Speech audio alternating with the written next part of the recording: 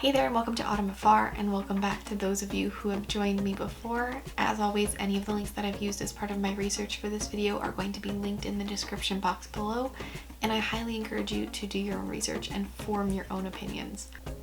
Today's video is going to be about public transit, specifically transit within a city.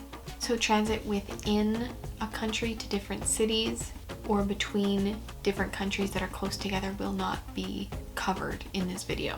Places around the world have various forms of public transit. Some are better than others, while there are a few that are non-existent, while others are vast but underutilized.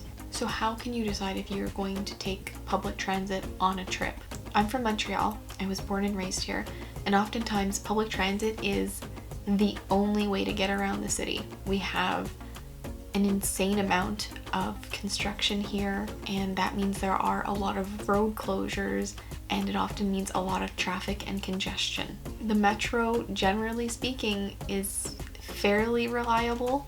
The bus service a little bit less so, especially since they get stuck in traffic. However, the metro does not run 24 hours here like it does in many other cities, but it can get you pretty much all over the island and a couple places off island as well. Places with incredible transit systems that I visit include New York City, which has arguably one of the most famous transit systems in the world. Sydney and Melbourne also had really great public transit options. Germany, Austria, England, and France, specifically London and Paris, had really great transit while I was there, and they're two of the oldest in the world, being founded in 1890 and 1900 respectively. So what's so great about using public transit on a trip? Some of the things are the same as what makes it great in my home city and possibly yours.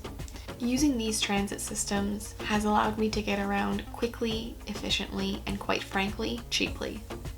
While taking transit instead of taxis, buses, or Ubers has likely saved me hundreds, if not thousands of dollars over various trips, because it's so much more affordable and typically takes about the same amount of time if you plan accordingly. It's also a lot more environmentally friendly, and I love the option of transit because it allows me to cover a lot of ground in a lot less time, and because it's an easy way to plan out my day or even an entire trip using the listed times for trains or buses.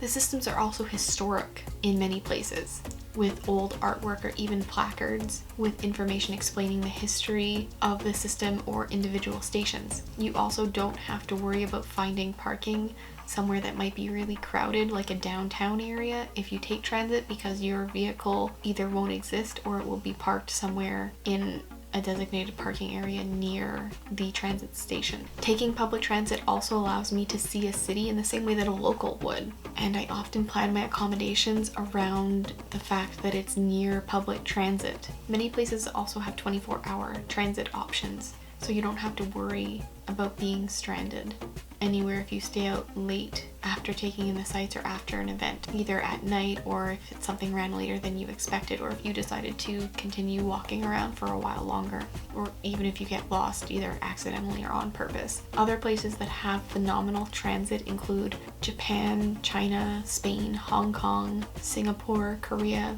cities all over Europe, Australia, the United States, and my home country of Canada. So what's not so great about transit? Again, it's the stuff that make it a pain at home, even some of the things that might make it great to begin with. Traveling on transit isn't always easy. Having big backpacks, having to take them on and off transit, having to take them on and off on transit is not always easy, especially if it's during rush hour or if you're getting on a car that has a lot of people coming from the airport or train station like you. If you've already traveled on transit during rush hour, you know what I mean. There can be a lot of people and not so much space, and you having a giant bag, whether it's on your back or on the ground, can take up a lot of real estate. The crowds of people who use transit, whether it's on a regular basis or after an event like a hockey game or a concert, or even coming from the airport, can make it even more difficult. Not to mention the smell that you can get on the metros or on public transit, either because people didn't put enough deodorant on or because they think that Axe body spray smells good. This is also not taking into consideration things like language barriers or getting lost in different corridors if you're pushed by a huge crowd of people who are trying to rush and get different places. Other places that don't have as many tourists or business travelers may not have as large of an infrastructure or may have one that isn't reliable. Remember how I said some of these are historic? Yeah, that means some of them are really out of date, slow, under renovation, or just entirely run down and unable to support the number of people who use it or would like to use it. Others are incredibly modern, but there are so many people. They have to hire people to push everybody in. Do be aware that sexual assault reports have gone up overall the past few years on public transit. Public transport is not always safe for women, but that's not something that should discourage you per se, because many people believe that these numbers are going up not because there are more assaults, but because more people are reporting the assaults when they happen. There have also been a number of reported assaults in Ubers, taxis, and other forms of transportation as well.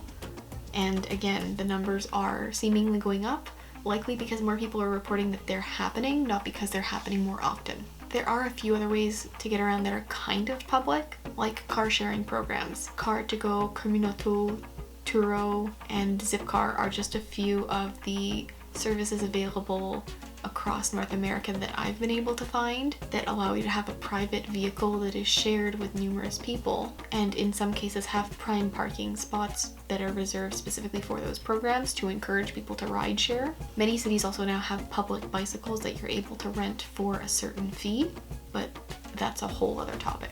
Thank you again so much for joining me today. As always, if you have any questions, comments, or suggestions for future videos, you can leave them down in the comments section below. You can also follow me across social media as @AutumnAfar. And remember, the biggest adventure you can take is to live your life to the fullest. I'll see you next time.